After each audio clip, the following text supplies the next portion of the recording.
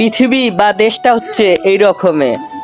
আমি আমার বাবার থেকে যে রকম যত কিছু চেয়েছিলাম, আমার আব্বা মনে করেন যে ভ্যান চালিয়ে যে কোনো কৃষি কাজ করিয়ে আমার শখ আহ্লাদ পূরণ করেছে।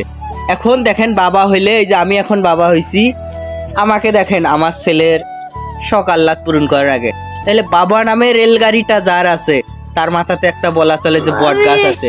এই যে বাবু দেখো, এই বাবা যদি না থাকতো তাহলে আপনাদের কোনো বট গাছ থাকতো না। বাবা যতদিন আছে ততদিন তোমার মাথায় একটা বট গাছের ছায়া আছে। যার বাবা নেই সে বোঝে বাবার বেদনা, যার মা নেই সে বোঝে মায়ের বেদনা।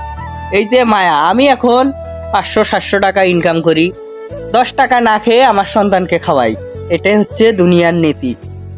এটা সবার উদ্দেশ্যে আমি বলতেছি, সবাই এখন মা বাবাকে দেখবেন, এটাই আমার চাওয়া। তো ভালো থাকবেন, সুস্থ থাকবেন। বাবা আছে যার, বট গাছ আছে কিন্তু তার। এই যে আমি আমার সন্তানের মায়া করতেছি, একদিন আমার বাবা আমার মায়া করতো। এটাই দুনিয়া, বাস্তব বাস্তব জীবনে এটা ছাড়াই কিন্তু কিছু নাই। একদিন হয়তো বা আমার ছেলে তার সন্তানের জন্য তার মায়া করবে। এটাই কিন্তু দুনিয়া, বাস্তব জীবন, এটাই সেরা। সবাই মা বাবাকে সবসময় দেখবেন।